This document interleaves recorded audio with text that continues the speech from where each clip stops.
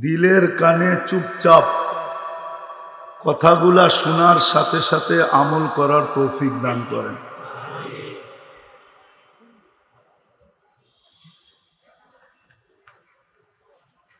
কথা বলার ভঙ্গিও বলতে পারেন বা প্রশ্নও বলতে পারেন।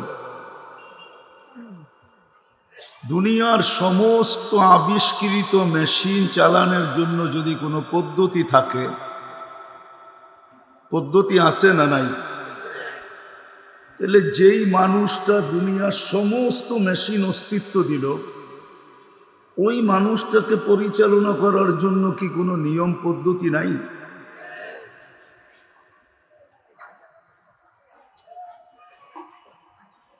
যদি এটা একমত হই যে যত নতুন মেশিন আছে দুনিয়াতে, আবিষ্কৃত যত মেশিন আছে, যান্ত্রিক জিনিস আছে, টেকনোলজি আছে, সবকিছু পরিচালনা করার জন্য যদি নিয়ম থাকে, পদ্ধতি থাকে, আর ওটাকে মাইনেই যদি চালাইতে হয়, ওটা মানা ব্যতীত যদি ওটা চালানো না যায়, সমস্ত মেশিনের যদি অপারেটর থাকে, তাহলে যেই মেশিনগুলা মানুষ অস্তিত্ব দিল, মেশিন কিন্তু মানুষের আবিষ্কৃত, ঠিক না?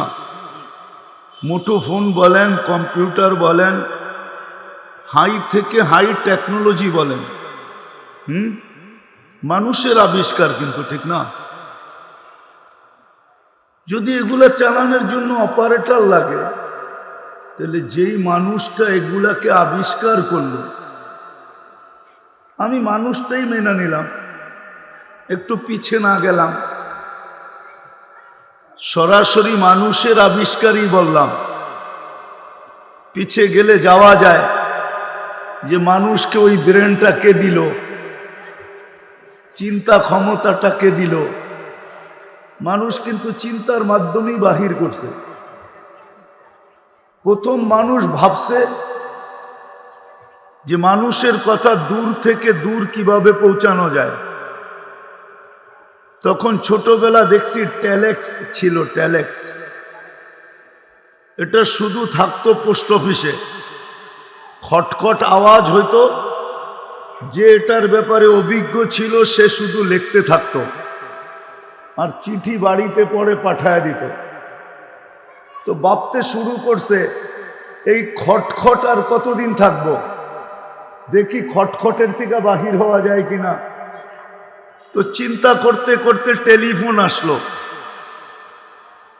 কিন্তু টেলিফোনেও একটা ঝামেলা ছিল, তার টানাটানি নিয়ে ঝামেলা ছিল। এদিক থেকে ওদিকে তার টানো, এদিক থেকে ওদিকে রাস্তা খোদাই করো। এই ঝামেলার থেকে বাহির হওয়ার জন্য মানুষ আবার চিন্তা করতে শুরু করলো। করতে করতে এখন মুঠোফোন আমাদেরকে দিয়া দিল, ঠিক না? কিন্তু মুঠোফোনটাও আবার এরকম ছিল, প্রথম যেটা আসছে ওটা উঠাইতে আবার একজন চাকরের দরকার হইতো, কেননা ওটার ওজন 1.5-2 কেজি ছিল, এরকম ছিল পুতার মতো। তো চিন্তা করছে এটা এত ওজনওয়ালাটা উঠাবো কি করে। আবার ভাবতে ভাবতে এখন নিয়ে আসছে বিলকুল কাগজের মতো, ঠিক না?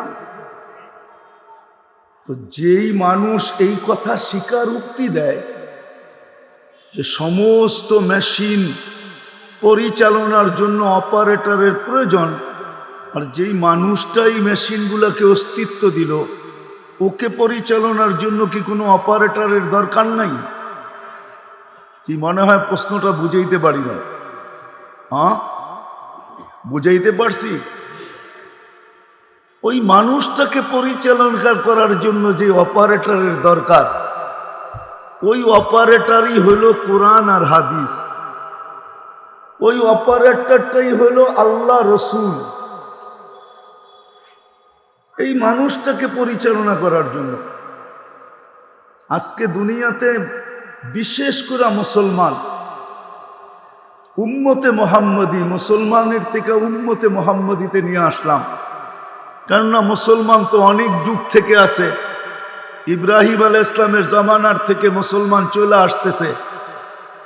উম্মতে মুহাম্মদী আজকে সারা দুনিয়ায় যে অশান্তির শিকার, যেটা নিয়ে আমরা সারাদিন চিৎকার দিতে থাকি, আসলে চিৎকারের চেয়ে আমার মনে হয় আমাদের ভাবনার বেশি দরকার ছিল, চিৎকার কম দরকার ছিল। কেন অনেক সময় দেখা যায় চিৎকার ঘুমন্ত ব্যক্তিকে সজাগ করে। রাগ হয় না, পায়ে হাত রাখি, কিন্তু উলামা ইকরামে অনেক সময় চিৎকার ঘুমন্ত ব্যক্তিকে সজাগ করে। তো চিন্তা, আরে চিৎকার, আমাদের চিৎকারের চেয়ে চিন্তা বেশি দরকার ছিল। যে সম্মিলিত চিন্তা, যে কেন উম্মতে মুহাম্মদী আজকে এত পেরেশান, কারণটা কি? কিন্তু যদি কোরআন হাদিস ঘাঁটি, তাহলে কোথাও তো উম্মতে মুহাম্মদীর জন্য পেরেশানির সিগন্যাল নাই। সর্ব জায়গায় তো শান্তি আর শান্তির কথাই লেখা। আপনি কোরআনে দেখেন, হাদিসে দেখেন, উম্মতে মুহাম্মদীর জন্য তো শান্তি, শান্তিরই কথা, শুধু শান্তি আর শান্তি, ইহ জগতে এবং পরজগতে। এইখানেও শান্তিতে থাকবে, কেননা শান্তির সম্পর্ক তো কোনো আসবাবের সাথে না, প্রসাধনীর সাথে না। শান্তির সম্পর্ক যদি প্রসাধনীর সাথে হইতো, তাহলে সেলিব্রিটিরা কেন আত্মহত্যা করত? ওদের ঘর তো প্রসাধনী দিয়া ভরা। দুনিয়াতে কি নাই ওদের কাছে? যেদিক দিয়া যায় ওদিক দিয়ে যুবকরা পাগল হয়ে পিছে পিছে ঘুরতে থাকে। কি সেলফি নেওয়ার জন্য মাথা খারাপ থাকে যুবকদের, ঠিক না? অটোগ্রাফ নেওয়ার জন্য মানুষ পাগল হয়ে যায়। কত যুবক তো আছে, যদি একটু হাত দিয়া ছুঁইতে পারি তাহলে তো ভাগ্যটাই খুলে গেল। যুবকরা হাসে, সত্য তো। কিন্তু ও কেন আত্মহত্যা করবে? কারণ কি? ও কেন মাথায় পিস্তল রেখে গুলি করবে? ও কেন নিজের হাতের টাকার রশি কিনা গলায় লাগায়া নিজের গলের ভিতরে ঝুলবে? ও যাক বন জঙ্গলে যায় গাছের সাথে ঝুলুক, ও তো গাছের সাথে ঝোলে না, নিজের ঘরের টাকার কিনা পাংখায় ঝোলে, ঠিক না? সত্য তো। কেন? এটাই আমি একটু বুঝাইতে চাইতেছি। আমার কথা ঠান্ডা তো, আমি তো গরম করতে পারবো না। আর মাদ্রাসার ছেলেরা চায় গরম গরম, শীতের দিন তো গরম হইলে আরো ভালো, ঠিক না? কিন্তু আমার কথায় কোনো গরম নাই, আমি তো ঠান্ডাভাবে বুঝাইতে চাই। বিদা আমারটা খুব ধ্যান দিয়া শুনতে হবে, তাহলে বুঝে আসবে। আজকে ভুল এই জায়গায় উম্মতে মুসলিমাত, উম্মতে মুহাম্মদীর ভুল এই জায়গায় যে আমরা চিন্তা করি না যে সবকিছু তো আমাদের জন্য নির্ধারিত। দুনিয়ার জীবনের মজা যদি কেউ পায়, তাহলে তো কোরআন এটা বলে যে আমরাই দুনিয়ার জীবনের মজা পাবো, আর কেউ মজা পাবেই না। উম্মতে মুহাম্মদী দুনিয়ার জীবনের মজা পাবে। আল্লাহর তো ওয়াদা যে তোমাকে এইখানেও স্বাদ দিব, ওইখানেও স্বাদ দিব, এইখানেও মজা দিব, ওইখানেও মজা দিব। এইখানেও তুমি দুনিয়ার মজা পাবে, জীবনের মজা পাবে, ওইখানেও জীবনের মজা পাবে। যুবক তো এইখানেও যৌবনের মজা নিবে, ওইখানেও চিরদিন মজা নিবে। এটা তো উম্মতে মুহাম্মদীর সাথে ওয়াদা ছিল, নাইলে কোরআন কেন বলবে হায়াতান তাইয়্যিবা? এটা তো আখেরাতের জন্য বলে নাই, আখেরাতেরটা তো পড়ে আছে, ওয়ালা নাজজিয়ান্নাহুম বিআহসানি মা কানু ইয়ামালুন। দুনিয়াতে তো সুখের জীবন দেওয়ার কথা ছিল, নিরাপত্তার চাদরে ঢাকার কথা ছিল, উলাইকা লাহুমুল আমান। দুনিয়াতে তো ওয়াদা ছিল আনতুমুল আলাউনা, তোমরা সবচেয়ে উপরে থাকবে। দুনিয়াতে তো আমাদের সাথে ওয়াদা ছিল রিজকুন কারীম, তোমাদেরকে আমি ক্লান্তিহীন পালবো, তোমাদের মাথার ঘাম পায়ে ঝরাইতে দিব না। বরং আরেক হাদিসে তো এটাও সুস্পষ্ট, লারাযাকাকুম কামা ইয়ারযুকুত তাইর, তোমাদেরকে পাখির মতো পালবো। তাগদু খিমাসান ওয়া তারুহু বিতানা, তোমাদেরকে পাখির মতো পালবো। ইজ্জতের মালা তোমাদেরকে পরায়া রাখবো। কিন্তু আজকে যদি দেখি তো সারা দুনিয়ায় সবচেয়ে বেশি অশান্তিতে যে জাতি, সেটা হলো উম্মতে মুহাম্মদী। আজকে আমরা সবচেয়ে বেশি অশান্তিতে। কারণটা কি? কারণ মনে হয় এটাই যে আমাদের এই দেহটা সঠিক অপারেটিং হইতেছে না, সঠিকভাবে পরিচালিত হইতেছে না। সত্য তো এটাই। যদিও আমরা চিৎকার দিই, আমাদের চিৎকার হয়। আপনি বলবেন যে মুসলমানের আজকে সংখ্যায় কম, তাহলে 200 কোটি মুসলমান, সংখ্যায় কম কোত্থেকে? আপনি বলবেন বাহ্যিক জিনিস, সয় সম্পত্তি মুসলমানের কাছে কম, 70% দুনিয়ার সম্পদ তো মুসলমানদের যাবে। মুসলমানের থেকে ধনী তো দুনিয়াতে কেউ নাই। যদি ধনী থাকতো তাহলে আমেরিকার প্রেসিডেন্টের গাড়িতে সোনার পার্স থাকতো, সোনার পার্স। বাইডেনের গাড়িতে তো সোনার পার্স নাই, কিন্তু ব্রুনাইয়ের বাদশার গাড়িতে তো সোনার পার্স আছে। যান আপনি যা দেখেন, গাড়ি খুইলা সোনার পার্স আছে। দুনিয়ার কোন কোম্পানির মালিকের কাছে এতগুলা গাড়ি নাই যতগুলা গাড়ি ব্রুনাইয়ের মালিকের কাছে আছে। 400-র উপরে গাড়ি আছে, ইনটেক্স গাড়ি। এন্টিক গাড়ি আছে 400-র উপরে। জান, সব তো মুসলমানদের কাছে। তাহলে আমরা আজকে এত অশান্তিতে কেন? অশান্তির কারণ মনে হয় এটাই যে মুসলমান, যাকে আল্লাহ উম্মতে মুহাম্মদী নিজের কুদরতি হাতে নির্বাচিত করলেন, কুদরতি হাত দিয়ে নির্বাচিত করলেন, যে উম্মতকে আল্লাহ অফার দিলেন, যে উম্মতকে আল্লাহ নির্বাচিত করলেন যে কিয়ামতের দিন আমি তোমাকে আমার পক্ষে রাখবো, আমার বিরুদ্ধে যেতে দিব না, আমার পক্ষে রাখবো, কিয়ামতের দিন আমার পাশে রাখবো, আমার পক্ষে রাখবো, আমার পাশে রাখবো। শুহাদা আলান নাস, কিয়ামতের দিন সমস্ত 1.25 লক্ষ উম্মতের বিরুদ্ধে আমার পক্ষে সাক্ষী হিসাবে আমি তোমাদেরকে রাখবো। আল্লাহকে যদি প্রশ্ন করি, আমাদেরকে আপনার পক্ষে নিয়ে নিলেন, আমাদের পক্ষে কে? তো আল্লাহ যেন বলে, ওয়ার রাসূলু শাহিদান আলাইকুম, আমি আমার বন্ধুকে তোমাদের পক্ষে দিয়া দিলাম। তোমরা আমার পক্ষে চলে আসো, আমি বন্ধুকে তোমাদের পক্ষে দিয়া দিলাম। তো বন্ধু আমাদের পক্ষে, আমরা আল্লাহর পক্ষে। যাদেরকে আল্লাহ মুকুট মাথায় দিলেন, কুনতুম খায়রা উম্মাহ, এটা কোনো তর্জমা আয়াত না যে আমরা উত্তম উম্মত, না না, এটা একটা মুকুট, এটা একটা মাথার মুকুট, এটা একটা মেডেল। আল্লাহ আমাদেরকে একটা মেডেল দিয়েছেন, কুনতুম খায়রা উম্মাহ। কিয়ামতের দিন সবাই এটা হাতে নিয়ে দাঁড়াইবা, দুনিয়া দেখবে আর তোমাদের জন্য রাস্তা ছাড়তে থাকবে। এটা একটা মেডেল। যেমন সাহাবায়ে কেরামকে আল্লাহ 1500 মেডেল দিয়েছেন। কোরআনে 1500 আয়াত আছে সাহাবাদের সামনে, একটা না, দুটা না। তো যেই উম্মতকে আল্লাহ এত উচ্চ মর্যাদা দিলেন, এত ভালোবাসা দিলেন, ভালোবাসার অন্ত নাই। আপনি একটা কথা ভাবেন, বলুক কোন ওলামায়ে কেরাম, সোনারগাঁয়ে তো ওলামায়ে কেরাম কম নাই। এটা তো কওমি মাদ্রাসা আঞ্চলিক শিক্ষা বোর্ড সোনারগাঁ, বলুক ওনারা। আমি দিতেছি, তারপরে বলুক। আল্লাহ তো এই উম্মতের জন্য সারাদিন হাত প্রসারিত করে বসা থাকে। যেই উম্মত আমার কাছে তওবা করুক, আমি এদেরকে বুকে লাগাই।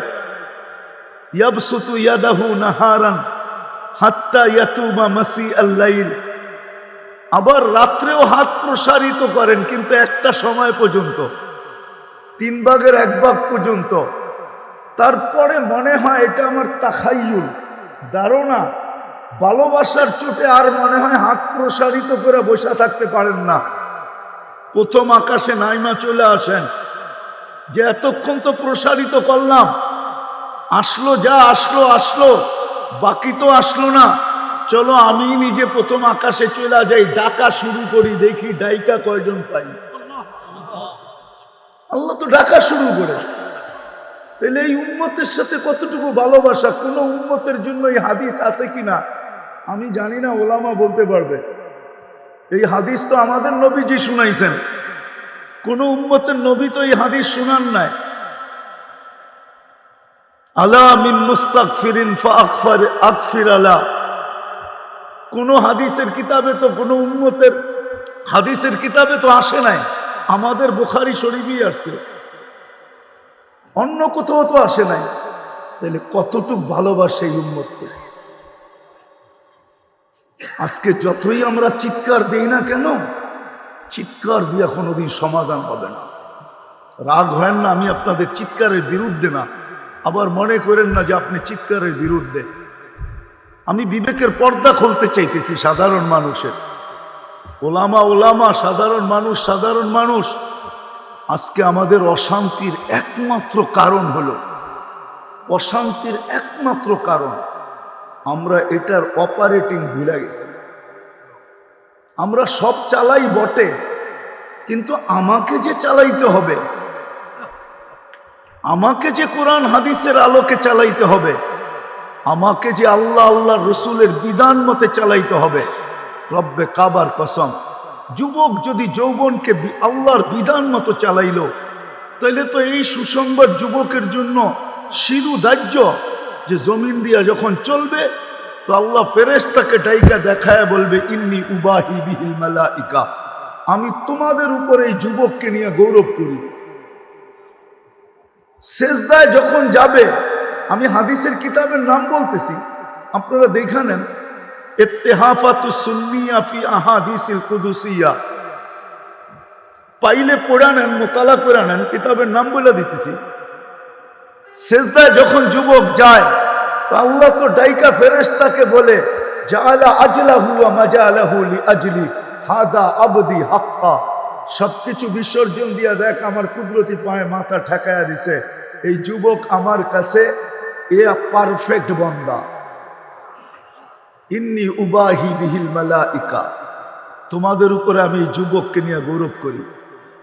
যদি যুবক নিজেকে যৌবনকে পরিচালিত করে আল্লাহ আল্লাহর রসুলের আদর্শ মত, আজকে সব আছে আমাদের কাছে বটে, বচন ভঙ্গি আছে বটে, কথার ভঙ্গি আছে বটে, চিৎকার আছে বটে, আওয়াজ আছে বটে, সবকিছু আমাদের কাছে আছে বটে, কিন্তু আল্লাহর বিধান নবীর আদর্শ আমাদের ভিতরে নাই।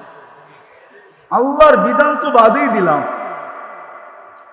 কেননা কোনো এক ক্ষেত্রে তো তাকাইলে দেখা যায় আল্লাহ মনে হয় নিজেরটা পিছে সরায় নিয়ে গেছেন। আল্লাহ প্রথমে বলছিলেন আতিউল্লাহ, আল্লাহকে মানো, কিন্তু যদি বন্দা প্রশ্ন উঠায়া দেয় যে আপনাকে তো চোখেই দেখা যায় না, মানবো তো মানবো কি করে, আপনার কথা তো কানেই শোনা যায় না, কি করে মানবো, আপনাকে তো ধ্যান ধারণায় আনা যায় না, কি করে মানবো, আপনাকে তো বর্ণনা দিয়ে শেষ করা যায় না, নাইলে কবি কেন বানাইতো তুমি আকাশে আমি জমিনে, দূরত্ব তো আর কম না, আপনাকে মানবো তো মানবো কি করে। বুঝা গেল আল্লাহ পরের শব্দ বলছে আতিউর রসুল, ঠিক আছে আমাকে মানতে কষ্ট হয়, এত দূরত্ব, তোমার ভিতরে সন্দিহান, তাহলে আমার বন্ধুকে মানলেই হবে, আমার বন্ধুকে মানো, এটা তো কাছে, এটা তো তোমার ভিতর থেকেই। হুয়াল্লাযী বাআসা ফিল উম্মিয়িনা রাসূলাম মিনহুম ইয়াতলু আলাইহিম আয়াতিহি ওয়া ইউযাক্কিহিম ওয়া ইউআল্লিমুহুমুল কিতাবা ওয়াল হিকমা। বন্ধু তো তোমাদের কাছে, বন্ধু তো তোমাদের মধ্য থেকে, বন্ধুকে মানো। তোমরা আমাকে দেখো নাই, কিন্তু বন্ধু তো আমাকে দেখা গেছে, বিদায় বন্ধুরটাই মানো। আমার মনে হয় মেরাজ এই জন্যই, ওলামা যা বলবে বলবে, আমার কাছে মেরাজ এই জন্য যে মানুষ প্রশ্ন উঠা দিছে, আপনাকে তো দেখি না, মানবু করতে কা বন্ধু আয়েন তো উঠা, আসেন দেখা যান আপনি। তারপরে উম্মতকে বলতেছি, তোমরা দেখো না, বন্ধু তো দেখছে, বন্ধু তো তোমাদের ভিতর থেকে, বন্ধুকে মানো।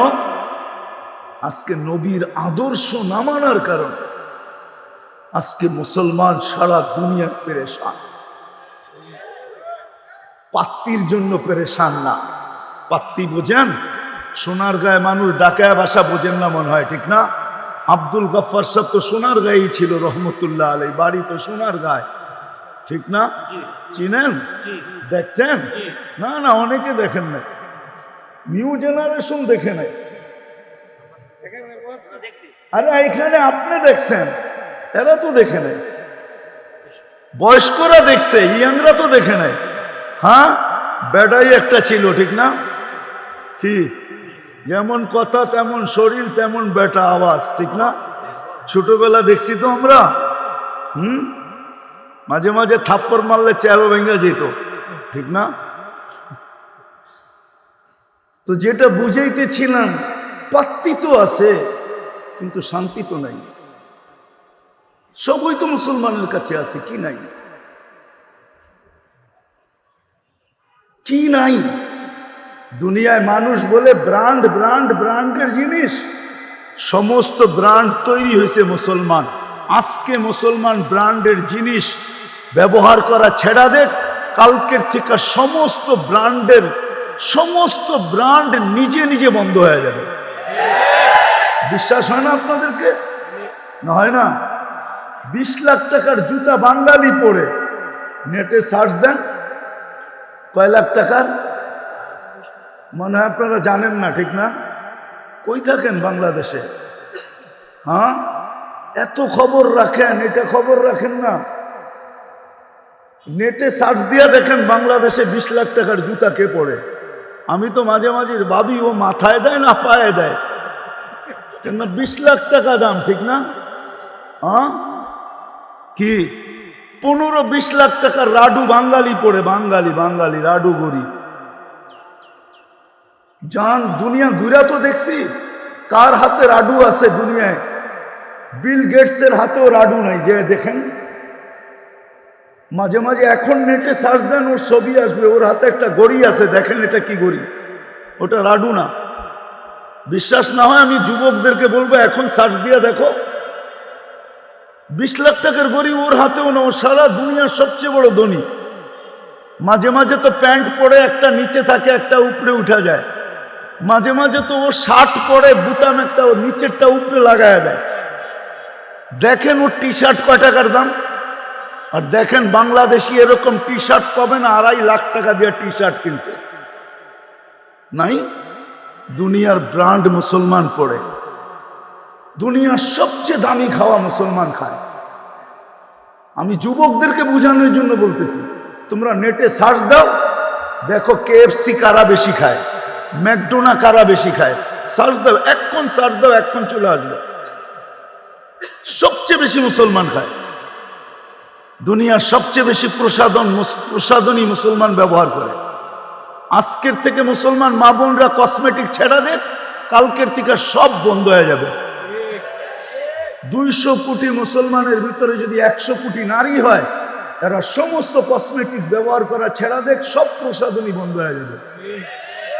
আপনি বলবেন ইউরোপওয়ালারা কসমেটিক্স ব্যবহার করে, আপনি নেট দিয়ে দেখাবেন, আমি তো চোখ দিয়ে দেখছি, আপনি আমাকে কি নেট দিয়ে বুঝাবেন? ইউরোপ তো চষতে কোনো জায়গা নাই যেখানে আমি না চষছি। আমেরিকা বলবেন, অস্ট্রেলিয়া বলবেন, জাপান বলবেন,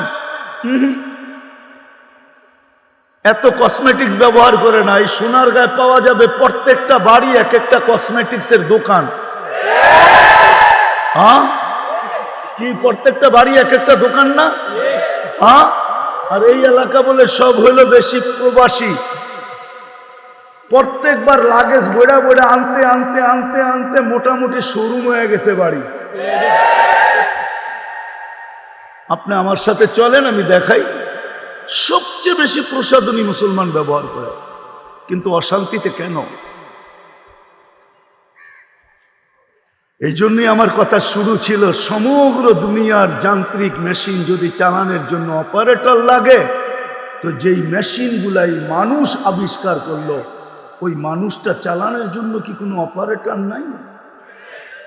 কোনো অপারেটিং দরকার নাই? এটা কিভাবে পরিচালিত হবে? বিশেষ করে উম্মতে মুহাম্মদী, বাকি বাদ দিলাম। বাকির জন্য তো দুনিয়াই রাখা আছে, তামাত্তাউ কালিলান ফা ইন্নাকুম মুজরিমুন। এটা তো বাকির জন্য তো এই দুনিয়া রাখা আছে, ওরা এই দুনিয়াতেই পাবে। জান্নাতুল কাফের, ওদের জন্য তো জান্নাত বানাইছে। কমসে কম উম্মতি মুহাম্মদীর তো বাবা উচিত ছিল যে আমরা অশান্তিতে কেন, কি কারণে আমরা আজকে অশান্তিতে? যেদিকে তাকান এদিকেই অশান্তি আর অশান্তি, অশান্তি আর অশান্তি। কারণটা কি? উম্মতে মুহাম্মদী হওয়া সত্ত্বেও অশান্তি। কিন্তু কোরআন তো বলে না যে উম্মতে মুহাম্মদী অশান্তিতে থাকবে। কোরআন তো বলে এক কাপড় ঘরে থাকবে, কিন্তু ঘরের সবাই খুশিতে নাচতে থাকবে, সুখের সমুদ্রের ভিতরে ভাসতে থাকবে, সবার ঘরে সুখ থাকবে। একটা নিয়ে আসেন আমাকে যে সাহাবারা অসুখী ছিল। দুনিয়ার কেউ লেখছে একটা শব্দ? কোন কাফের লেখছে সাহাবাদের সম্বন্ধে যারা অসুখী ছিল? হ্যাঁ, গরিব ছিল এটা লিখতে পারে, গায়ে কাপড় ছিল না এটা লিখতে পারে, পায়ে জুতা ছিল না এটা লিখতে পারে, ছিল এটা লিখতে পারে, কিন্তু অসুখী ছিল এটা লেখার মতো ক্ষমতা মনে হয় কারো নাই। মনে উঠলো এই জন্য বলতেছি। যখন 4 মহাদেশ ওমর রাদিয়াল্লাহু তাআলা আনহুর পায়ের নিচে, তো আশারায়ে মুবাশশারার ভিতরে 6 জন বসছেন। আলী রাদিয়াল্লাহু তাআলা আনহু ছিলেন মশওয়ারার জন্য। তো জিজ্ঞাসা করছে আলী রাদিয়াল্লাহু তাআলা আনহু, কি মশওয়ারা করবে তোমরা? বলছে 4 মহাদেশ আমিরুল মুমিনিনের পায়ের নিচে, সারা দুনিয়ার থেকে প্রতিনিধিরা আসে, উনি যদি একটু কাপড়টা চেঞ্জ করত, কাপড়টা যদি একটু ভালো করত। তো বলছে দ্বিতীয়, সারা দুনিয়ার লোকগুলা আসে ওনার কাছে, উনি যদি বসার বিছনাটা একটু সুন্দর করত। তো বলছে তৃতীয় বলো, সারা দুনিয়ার বড় বড় উফুদ প্রতিনিধিরা ওনার সাথে খাইতে বসে, উনি যদি রুটিটারে মোটার থেকে একটু পাতলা করত। ওনার রুটি তো কেউ খাইতে পারে না। তো আলী রাদিয়াল্লাহু তাআলা আনহু বলতেছে, জিনিসটা তো ভালো, কিন্তু মানাইতে পারবা কিনা জানি না, মনে হয় না মানব। তো বলছে আমরা ব্যবস্থা করব। বলে কিভাবে? বলে আমরা 2 জনকে নির্বাচিত করছি, এক হইল আম্মা জান আয়েশা রাদিয়াল্লাহু তাআলা আনহা, আরেকটা হলো উনার মেয়ে হাফসা। 2 জনকে আমরা ঠিক করছি, 2 জন উনার সাথে কথা বলবে। কেননা দুজনই আম্মা জান, একজন মেয়ে আবার আম্মা জানো, ঠিক না? হ্যাঁ, উম্মাহাতুল মুমিনিন। আর আয়েশা রাদিয়াল্লাহু তাআলা আনহার তো জুরিই হয় না। তো বলছে মুতাকাল্লিম কে হবে? আম্মা জান আয়েশা হবে। তো 2 জন গেছে, যা বলছে আমিরুল মুমিনিন অভয় দিলে একটা কথা বলতে পারি। বলছে কি? বলছে 4 মহাদেশ আপনার পায়ের নিচে, দুনিয়ার বড় বড় ব্যক্তিত্বরা আসে, আপনি যদি কাপড়টা একটু চেঞ্জ করতেন, একটা ভালো কাপড় পরতেন। চলেন, এটার আগে আরেকটা কথা মনে উঠছে অনেকদিন পরে। যেদিন বাইতুল মুকাদ্দাসের চাবি নিতে যান আমিরুল মুমিনিন ওমর রাদিয়াল্লাহু তাআলা আনহু, কেননা ইহুদিদের এটা কি বলে, ইহুদিদের আবেদন ছিল যে আমরা চাবি আমিরুল মুমিনিন না আসলে দিব না। লম্বা কাহিনী আমি শর্ট করতেছি।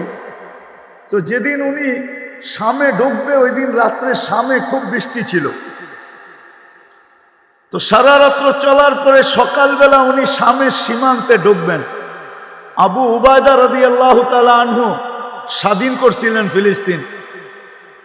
তো উনি সীমান্তে এসে অপেক্ষা করতেছিলেন। তো সকালবেলা পালা ছিল, গোলাম উটের উপরে থাকবে, আমিরুল মুমিনিন রশি টানবে। কিন্তু শাম তো আপনারা দেখেন নাই, বৃষ্টির কারণে কাদা ছিল, উনি জুতা খুইলা বগল তলে নিছেন, বাম বগল তলে, আর চাপ দিয়া ধইরা বাম হাতেই কাপড়টাকে উঁচা করে ডাইন হাতে রশি টানতেছিল। তো যখন ঢুকতেছেন সীমান্তে, তা আবু উবায়দা রাদিয়াল্লাহু তাআলা আনহু আয়েশা সালাম দিয়া বলছে, আমিরুল মুমিনিন, আপনি তো জানেন সারা দুনিয়ার সম্ভ্রান্ত ব্যক্তিরা শামে বাস করে।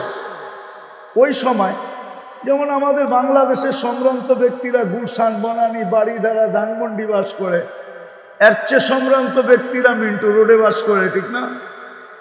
আরে মনে হয় বোঝেন না, মন্ত্রীপাড়া, ঠিক না? তো ওই দুনিয়ার সমস্ত সম্ভ্রান্ত লোকেরা তখন শামে বাস করত। তো বলতেছে, আমিরুল মুমিনিন, সায়াখরুজু আলাইকা শুরাফা উশ-শাম, শামের লোকেরা কিন্তু আপনার পিছে আসতেছে, সম্ভ্রান্ত লোকেরা আমার পিছে স্বাগত জানানোর জন্য। ফালা ইউহসিনুকা আইয়ারা আলা হাদাল হাল, আপনার এই কাপড় চোপড় দেখলে পছন্দ করবে না। তো বলছে, কি করব?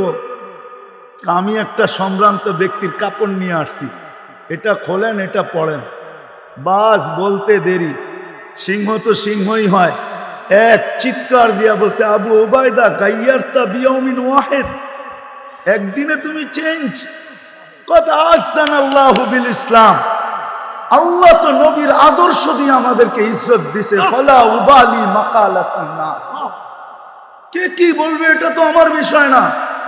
এমন দমক দিছেন, আবু উবায়দা রাদিয়াল্লাহু তাআলা বলে 24 ঘন্টার আমি সামনে আসি না, বয়ের ঠেলায়। তো আম্মা জান যা বলছে, যদি কাপড়টা চেঞ্জ করতেন, বলছে দ্বিতীয়, যদি বিছনাটা চেঞ্জ করতেন, তৃতীয়, রুটিটা যদি পাতলা করতেন। তো বলছে, তোমাদেরকে কে পাঠাইছে?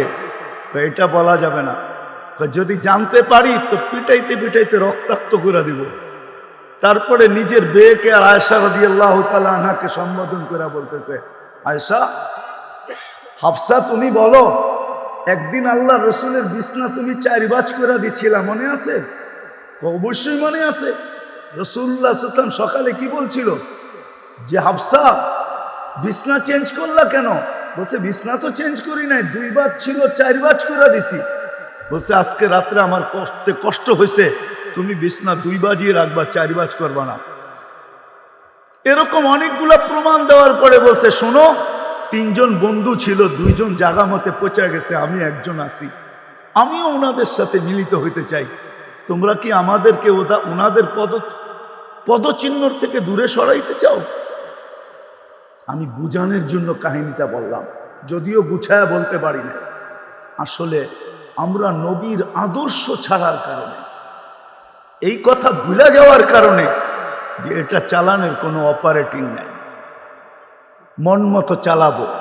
আজকে মুসলমান যার যেরকম মন চায়, যার যেরকম মন চায় এরকম নিজেকে চালাইতেছে।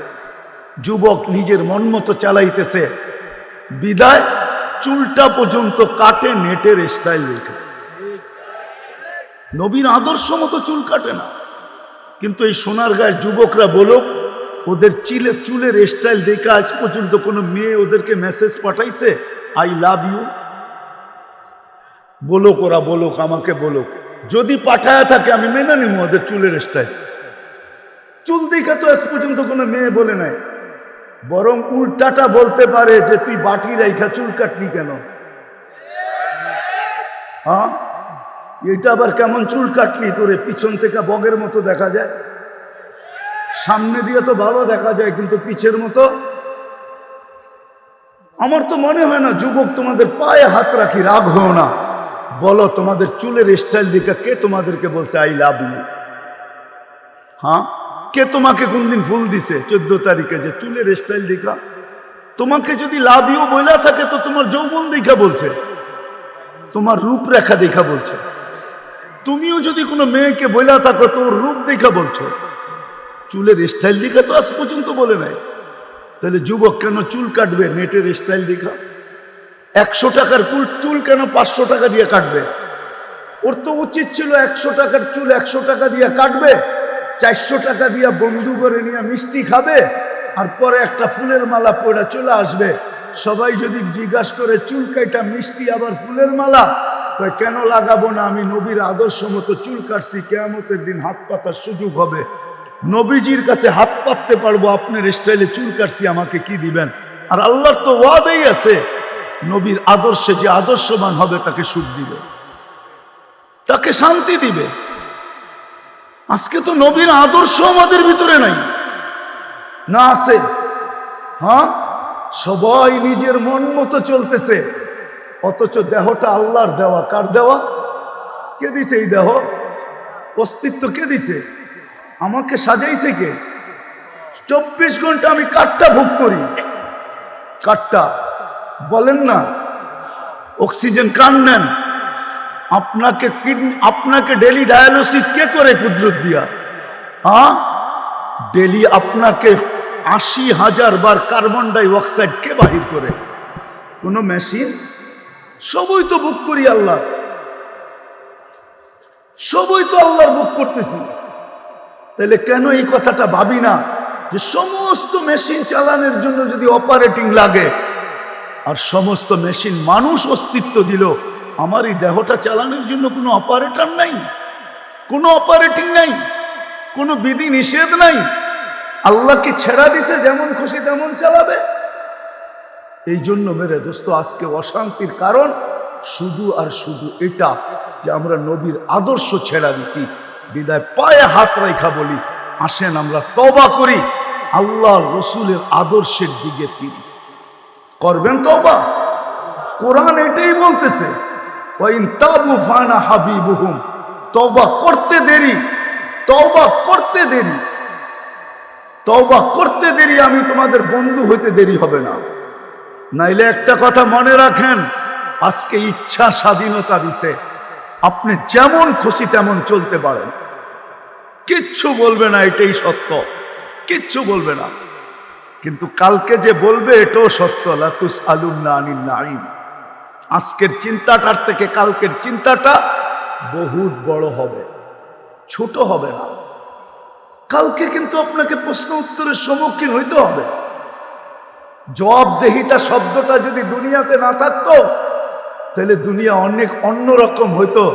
যদি দুনিয়ায় জবাবদেহিতা শব্দটা যদি ডিকশনারিতে থাকে, তাহলে আল্লাহর কাছে জবাবদেহিতা শব্দটা থাকবে না। তো থাকবে না কেন? আমাকে বুঝান, যুক্তি দিয়ে বুঝান। দুনিয়ায় যে জবাবদেহিতা একটা শব্দ, এটা যদি ডিকশনারিতে থাকতে পারে, এটা যদি দেশের লয়ে থাকতে পারে, সর্ব জায়গার কানুনে থাকতে পারে, তাহলে আল্লাহর ব্যাপারে থাকবে না। তো থাকবে না কেন? এক ফোঁটা পানির থেকে আপনাকে অস্তিত্ব দিয়ে এতটুকু নিয়ে আসছে, এখন বড় বাপ দেখায় চলেন, ঠিক না? বড় গ্রাফিটি নিয়ে চলেন, কিন্তু চালাইতেছে কে?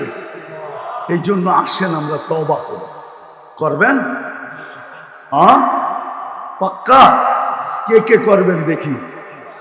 তাহলে আল্লাহকে বলেন, আল্লাহ অতীত থেকে তওবা করলাম, আমাদের তওবাকে কবুল করেন। সত্য এটাই, নামান এই উম্মত যতক্ষণ পর্যন্ত তওবা করা নবীর আদর্শকে আলিঙ্গন না করবে, অতদিন পর্যন্ত আমরা চিৎকার দিতে পারি, সবকিছু ছড়ায়া দিতে পারি,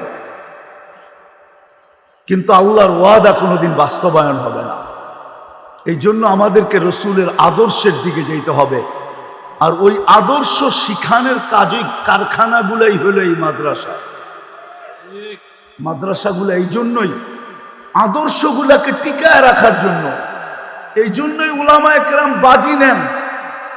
নাইলে আপনি মনে করেন দুনিয়ার যত সংস্থা আছে, সবচেয়ে কম বেতন কারা পায়?